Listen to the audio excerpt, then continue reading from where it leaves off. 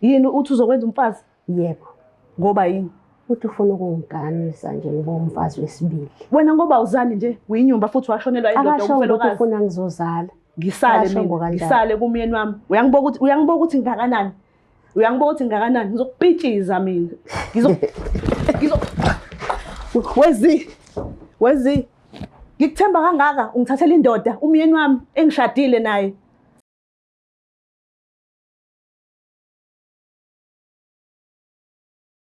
Ngiyanibingelela lana kababukeli beBlack Life TV kuphi nakuphi la kufe khona lo mbukiso. Igama lami ngikuStufuza Dlanga Madlezulu. Le show lesi sibiza ngokuthi umfunani umuntu wami. So ke njengoba i-guest yami ila eceleni kwami kukhomba kabanzi ukuthi khona lento entsha angayi-understand kahle ngomuntu anaye kwezothando. Kodwa ke impendulo zonke sizoyithola kungesikhathi esingakanani kusuka manje. So ke asike simuzi ingabe usiphathele ini. Sawubona kunjani?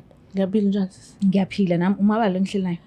Unomusa Mkhize Khabazela Mavovo. Okay, ubuye kuphi ukuhlala? Ngihlala ePinetown eNazaretha kodwa ekhaya eMaritzburg eTaylors ngaphezulu. Oh, okay. So ngicela nje sivele sihlale phezulu kodaba ungichazele kahle lana ahlangana khona no person othandana naye. Okay, ngangiya emsebenzini ekseni. Yena ehamba efuna umsebenzi engasebenzi. Mina ngisebenza as security ePinetown eNew Germany. Okay. Ephethe CV futhi kwahlala ekuqashwa la ngisebenza khona. Ngithi hayi asambe sengasemsebenzini kuyaqashwa meko lezithathu ngoba vele kwakulesithathu. Mesifika lapha emsebenzini ngimkhombise HR nangampela bayithatha iCV athola umsebenzi kanjalo ke. Oh, okay. Lo muntu uyaqala umbona manje. Ngiyaqala ukumbona sazana. Kodwa ngokuthi sesihambe saxoxa ngendlela uyasho ukuthi ukusuka eBhulwa mina ungumkhaya wakhe mina ngisuka nami ngaphezulu eTaylors. Oh, okay. So ke wathola umsebenzi 1 2 kwase kwahlangana ubudlelwane benu. Yebo sisi. Ukuphethe kanjani kumnumzane? Kusukela nje iqala i-relationship kuze kube manje. Ubengiphethe kahle kakhulu ubengiphathisa okoqanda nje bengathi ngiyaqala ngisho ukujola ngoba ngifice nginane ingane eyodwa yami. Oh, okay. Mhlawumbe ukufica unengane neminyaka ngakhe? Benginengane na 5 years ngaleso sikhathi. All right. Yena naye naba abantwana. Naye naba abantwana bakhe abawu3. Oh. Mhlawumbe ngabe wamfica enomunye umuntu wesifazane athandana naye noma wamfica single noma wathi kuwena usingle? Because isikhathi esiningi abantu besisi ave ungakwazi ukuqonda eqinisweni bavele bamiceleni kwalo. So wathini kuwena? Mina mengichazela ngoba ngambuza ngangifuna ukwazi ngangidinga ukwazi. Ngoba mina ngangisana lengane yami ngisahlukene nobabwayo ngaleso sikhathi singasathandani vele. Athi naye ukhona umuntu okhona kodwa naye uneyinkinga bekuyingoduso yakhe sebehlukene. Oh, okay. Yo. So ke yaqala ke relationship mhlambe iziphi izinto oyikhumbulayo ezinhle enenzelana zona nobabili kubudlelwane benu? Engikwaziyo nje ukuthi ayikho into ade engifihlela yona, ayikho into ebengangitshela yona nangefamily yakhe neyinkinga menazo besixazulula sobabili nje konke abehlangabezana nakho kuhle nokubi besikhuluma nje sobabili. Ibirthday yakho bengayikhohlwa? Bengayikhohlwa nangebhadi sisi, bengayikhohlwa nangebhadi. Manje ke mayelana nabantwana benu benenza kanjani ukuthi okay vele sesinabantwana singakahlangani kodwa ke manje sesihlangene, so navumelana ngokuphilisana kanjani ngabantwana bakhe nomntwana wakho? Usahlala phansi ngokuthi phela sabantu bakwaZulu yazi sabonisana ngokuthi ngoba ngikufica unengane nami ngifice nginezingane bengithatha njengezingane zami naye yami ethatha njengengane yakhe. Bengasixabanisi nakancane kwaukuthi ke umuntu ogembulayo wathola imali sangcono ngokempilo waphuma kwi-security. Oh, okay. Mhlawumbe uye wayivulela ibhizinisi lakhe eceleni? Wayivulela ibhizinisi lakhe eceleni wayisebenza. And lakhahlela mhlawumbe leyenza imali? Kakhulu lenza kakhulu. Oh, okay. So njengamanje njengoba uthi ubuya eMaritzburg but ula eThekwini, mhlambe ngabe nihlala emzini wenu noma usayihlalela endlini yakho naye uhlala endlini yakhe? Ungithathile ilento edala ukuthi ngize ngibhalele nini ukuthi ngicela ningitholele ukuthi kwenzakalani. Okay. Uvele wangitshela nje unyaka uqala wathi hayi icela ngihambe ngiyohlala emakhaya. Wathi ngoba sesiyayisebenza ayikho into edinga ukuthi ngihlale la eThekwini ngizofika ngokuvakasha. Kwanokungisolisa nje lokho nokuthi phela kade ngisebenza benginabangani. Okay. bathi abangani bami ungawuyeki umsebenzi qhubeka usebenze uzodlala indoda ngoba nakho isinemali ithi ukusebenza ngathi hayi ngiyaqhubeka mina ngiyasebenza. So umngani wami ubekhona umngani wami ekuthiwa uZiwe yena nje umuntu engingamboni kahle ukuthi wenzani empilweni ngoba enza lezi zinto zakhe lo muntu wami bayazwana siyafonelana naye uyamfonela nami umuntu wazini nami ngiyamazi siyazana nje sonke as couples. Oh okay. Umnumzane uqale nini uhlangana naye kwakumuphi unyaka? Beku early 2000 noma ngasakhumbuli kahle. And umngane wakho uZiwe wahlangana nini naye? Umngane wami uZiwe ngihlangane naye nje sisasebenza sonke. Oh okay, shuthi into yama 90s. Yebo into yama 90s. Oh. Manje njengoba uthi understand ukwenzakalani uchaza ukuthini? Ma uchaza ngozi uthi understand istory sakhe sime kanjani yini ungayi understand? Ukuthi mengithi ngiyamfonela manje akasakunameli ngalendlela ade sixoxa ngayo nokuthi angitshela izinto ayikho into akade engayazi ngami. Ngisho nginenkinga naye umyeni wami bengimxoxela ngisho engasafuna unginika imali ngimtshetse sekukanje kanje noma engenzela into enhle nje ngisho nasekamereni ngimchazela ukuthi umyeni wami mesekamereni inkonzo sekamereni kuba kanje ubeyifana nosisi wami ayikho sikhuluma nje yonke into ngimthemba ngakho konke. Yo kanti akuyena uboyfriend lo nishadile? Sishadile. All right khona ba emakhaya nje obekuthumela emakhaya uthamba ohlala khona? Okay khona uma wakhe nosisi bakhe nabafowabo abanye banomakoti ngoba sinomuze ePinetown. Kuhlala izingane zakhe ngizothi ezethu ngoba izingane zakhe ezami izona ehlala naye ezigada umuzi naye uhlala khona. So kwafika kanjani enhlizweni yakho ukuthi akuthume uhambe uyohlala emakhaya? Wazizwa kanjani? Kwangiphatha kabi ngoba phela mina bese ngijwayele i-environment yaseThekwini sengihlale kakhulu eThekwini ethena ngihambe ngemakhaya. So wathi angishiya ingane ngoba vele seyikhulile ingane ekhona ifunda ugrade 11 esala endlini. Into eyangidida ngathi yathi ngifonela yathi ifuna ubaba wayo ngathi mina hawu ngoba uthe ubaba uza ngalapho. Ngadideka ukuthi hawu ubaba wakho ngoba uthe usendlini nje kumina wathi hayi uthe uza lapha emakhaya eBhulu. Ilezo zinto ezikanjalo ukuthi mefona mezingifonela ingane zethu usekhaya kodwa akekho. Hawo. Ebantwaneni uthi usekhaya la emakhaya eBhulu. eBhulu. Kuwena uthi usendlini ebantwaneni. Yebo uthi usendlini ebantwaneni. Nokuthi ngithe mekuhamba isikhathi ngithi ngishuthi nje kunabanye phela abantu kade besisebenza nabo abanye usisi. Bangifonela ungibuza omunye athi hawu ngike ngabona imoto yakhe ikazi ipakile sekuyikaningi ngiyibona khona ipake khona athena ngimbuzile uZiwe ukuthi le moto yakhe ihlala ifika nje lapha insuku enizokwenzani mina angazi uthi hayi usuke nimvakashele ngithi kade ngagcina ukumvakashela iyona into enginika ukhiya ukuthi khona lokho okwenzakalayo abakwenzayo. uZiwe konje ilo othe akasakunameli kahle. Akasanginameli kahle umngani wami best friend wami. Manje uke wambuza ukuthi hawu ukhona ungitshela ukuthi imoto yakwami iyabonakala lapha emagcikeni akwakho kanti ubaba usuke ezokwenzani lapha? Uke wambuza mhlawumbe umsearcha nje ufuna ukwazi ukuthi kanti sithini story? Bengingakaze ngimbuze ngoba ngibonile ukuthi uzophika nokuthi sosuke twistane ngokwenkulumo. Okay. Mhlambe ukwe umzume ubaba ufike nje ePinetown engashongo ungashongo ukuthi usendleleni uyeza. Sengike ngimzume ngifike ngekho. Okay. Ngithi ngiyafika ngifike kekho. Khona ingane. Kwenye inkathi ngithi ngiyamfonela athi kubangani bakhe mengithi ngifonela abangani bakhe bathi akekho ukubona.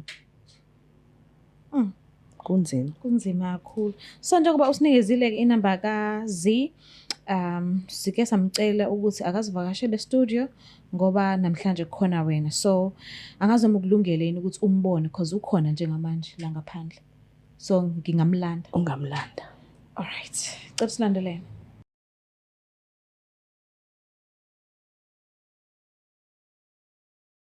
Siphinde sinamukele babukeli beBlack Life TV kuhlelo esibiza ngokuthi umfunani umuntu wami. So ke i-guest yethu entsha ivumile ukuthi sijoyine and siyathemba ukuthi imibuzo eminingi izokwazi ukuthi iphenduleke ngoba nakho usefikile and bazokhona ukukhulumisana ubuso nobuso. So ke asike sizothi ingabe iqiniso sizolithola na. Sawubona kunjani? Ngiyaphila sesinjani? Ngiyaphila nami. Umabalo ngihleli naye? Manzi manje lo hleli naye. Oh okay. Ubuye ukuhlala? Ngihlale Lofu. Kuyilapho kuyikwakho khona noma mhlawumbe ikhaya? la uzalwa khona? Ikwami ngokuzalwa ngisuka le eNisimkhulu. Oh, okay. Ngabe uma uyamazi? Yebo ngiyamazi nomusa. Niyazana kakhulu? Yebo. Niyathembana, niyathandana? Ya sabangani. Okay. So njengoba ula kulolu hlelo elithi umfuna nomuntu wami, kunge ukuthi uke wabhala wathi ucela ukusizakala okuningi uzokunqaka mase ekhuluma nawe, kodwa kwamanje ngicela ukuthi umuphe isikhathi nesineke sakho ukuthi umlalele kahle kahle ukuthi ubizele la. Ngicela ukuthi ukhulumisane naye. Engifuna ukwazi ukuthi bengizwa ngoThobeka umngani wethu lo esisebenza naye. Uthi imoto yomyeni wami nokubonakala kwakho ngabe kuyiqiniso lokho? Ya. Kuyiqiniso. Mhlambe ubesuke ezokwenzani mefike eze kwakho? Ngoba phela ngisuke ngingazi mina ngazi ukuthi sabangani mesiza kwakho sihamba naye umyeni wami. Uza kanjani kwakho ehamba yedwa? Hayi ke lo mbuzo uyazi ngabe ubuze yena. Kubuza wena phela. Wena umngani. Angikwazi ukuphendula ngoba angikholwa ukuthi ungayijabulela impendulo yawo. Kanjani ungeke uzokwazi ukuphendula? Kwakumele ungiphendule ke namhlanje kumele ungiphendule, kumele ngazi usuke ungifihlelelana nokuthi mengikhuluma nawe ku-WhatsApp usungokungiblutika usangiphenduli wena. Zonke lezo mpendulo bozozithola kahle kuyena umyeni wakho. Ngicela ukuyithola umyeni wakho. Ngicela ukuyithola manje impendulo. Ngiyicela manje. Ngoba kusho ukuthi khona ongifihlela kona. Ya. Ukhona vele ngifihlela kona. Ikuphi ongifihlela kona? Lokho engingakwazi mina ngoba ngikuthatha njengodadewethu ayikho into engingakutsheli yona. Into ongayazi. Ngithatha njengomngani wami usisi wami ngilala nawe embedeni mengabe ngekho umyeni wami. Kusho ukuthi into ongayazi wena ukuthi mina ngiyajola nomyeni wakho. Ujola nomyeni wami? Kusukela nini? Kusukela nini? Wezi kusukela nini? Senginesikhathi impela ngijola naye. Hayibo. Ingakwakthatha kise emakhaya. Hayibo. Ngoba wayifuna ukuthi eze kumina. Hayibo, ngiyavivinywa kanjani njengoba esenzile. Into eqale nini kwenzeka le? Hayibo. Iqale ngalesikhathi emisusa kwakhe emise emakhaya. Usunesikhathi singakanani semakhaya? Ngizoqeda unyaka ngihlala emakhaya manje. Yes. Kanti wena inkinga? Cha ngiyona mina inkinga kusho umyeni wakho. Yini uthi uzokwenza umfazi? Yebo. Ngoba yini? Uthi ufuna ukungiganisa nje ngibe umfazi wesibili. Wena ngoba uzali nje uyinyumba futhi washonelwa indoda umfelokazi. Ufuna ngizozala. Ngisale kumyeni wami. Uyangibuka ukuthi ngakanani? Ngizokupitshiza mina. Wezi. Ngikuthemba kangaka ungithathela indoda umyeni wami engishadile naye. Akusimini one fault la. Kusho ukuthi wena awukwazanga ukuhlala phansi nendoda yakho ukhulumisane nayo. Wena ngoba nakho ukwazi ukukhuluma kangcono kunami. Hayi ngoba ngikwazi ukukhuluma. Kodwa inkinga yakho ukuthi wena usukwangitshela zonke izinkinga zakho. Iziphi lezo inkinga? Zonke nje, yonke into yakho. Ungitshela ngempilo yakho, wena unempilo engcono, ungitshela ngayo yonke into eniyenzayo nomyeni wakho. Wena wabona ukuthi ufuna ungene lapho. Mawucabanga wena njengomuntu wesifazane, njengoba ngumuntu wesifazane. Ayikho into bengakwenzela njengomngani wami akukho la kade ngingakusizi khona kodwa wena ubona ukuthi wazothatha umyeni wami. Bekwenzakalani kumina mawungitshela indaba zakho ezinhle kuwe, yonke impilo yakho enhle ela. Uyazibona ukuthi usathane womfazi. Uyazibona ukuthi usathane. Uyazibona. Ubungenayo yena umuntu ma? Hayi anginayo umuntu. Washona kuphi? Washona umyeni. Oh, asikhisi. Bengazi. But ukwenza kanjani ukuthi uyaxoxela yonke into ngomyeni wakhe? Why ufuna impilo yakhe kube yakho? Inkinga ubengitshela yonke into ngomyeni wakhe. Uthe ngelinye ilanga nami ngiziyela kuyena. Ngafika nangu umyeni wakhe. Umyeni wakhe wangikhombisa iside nami ebengalazi. Nami ngase ngifisa ukuthi ngikwenze lokho. Ngizwe yonke lento yena ahlale ngixoxela ngayo. Yiphi lento obufuna ukuyizwa? Yiphi lo obufuna ukuyizwa? Yiphi lo obufuna ukuyizwa? Yiphi obufuna ukuyizwa? Konke nje obokusho ungixoxela kona ukuthi manje embedeni nilele uya ngaphezulu kwenzakalani. Nami ngifuna ukuyizwa. Bengifuna ukuzwa nami Lungi ngithemba wena sengithi Lungi. Yo, usathane. Ungaphindi uze emzini wami, ungaphinde. Ungaphindi uze emzini wami. Manje mawuzobuyela ePinetown. Ngizobuyela kwami, ngiyabuyela kwami.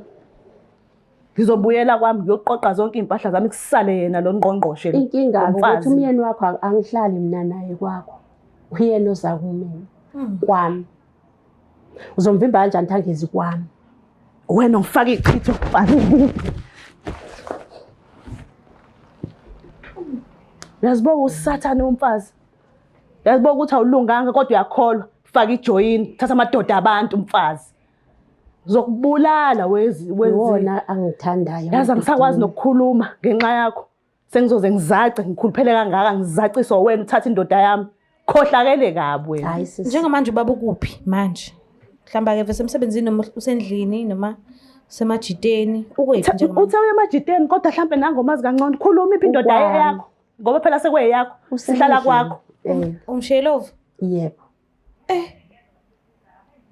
Ulale khona futhi? Yes. Nanamhlanje uzolala khona? Uzolala khona futhi. Uthemba ukuthi uzomzalela? Angithi indoda yakho wahlule kuyizalela wena. Angithi wena awuzali wena. Awuzali wena. Azange ngasho ukuthi ufuna kuzalwe. Siya enjoy nje.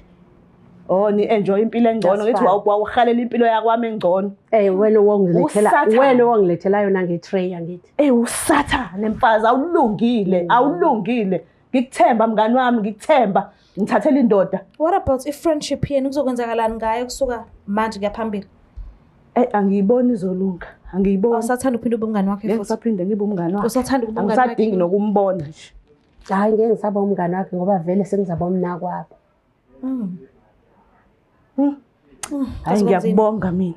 Ngiyafisa ukumfonela ubaba kodwa manje inkinga yami angazi noma ngizongivumela yena ukuthi ngifone. Angazi noma ubhizi kangakanani mhlawumbe ngizomthola mhlawumbe ngeke simthole. Ngicela ukuzwa ngani. Ngicela umfonela. Ungamfonela. Ngicela umfonele vele. Ngicela usifonele.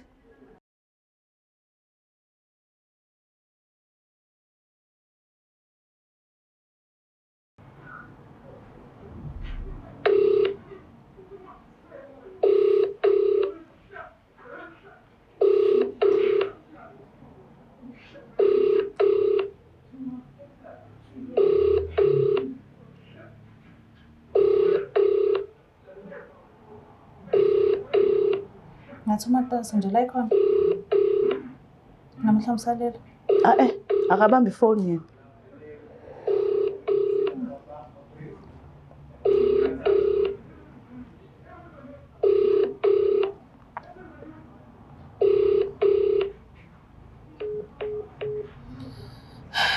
I think uMatasa. Kodwa ke ngicela ukuthi le ndaba singayishile kanje ngiyacela ukuthi mhlazane ninethuba siphinde silandelele udaba lweni sicela ukuthi sinithole emafonini ukuze sizokwazi ukuthi nobaba simthole abuye ezochaza kahle kahle ukuthi sithini story. Ngiyacela. Hayi ngakujabulela lokho ukuthi azocacisa ukuthi ubani umfazi wakhe. Kumele azocacisa. Kodwa ubungane awusabudingi. Angisabudingi ubungane. Sengi-right ngobungane. Mbuke lapha ekhaya kuyacaca ngazi ukuthi sizoyibamba la okwamanje ngoba asinazi impendulo zonke ngoba ubaba asimtholi kodwa ke u-part 2 uzoza kungesikhathi esingakanani. Cela usungakhohlwa ukuthi usubscribe, ulike, ushare. Mina ngiyithanda kakhulu. Bye. It's the Black Life TV.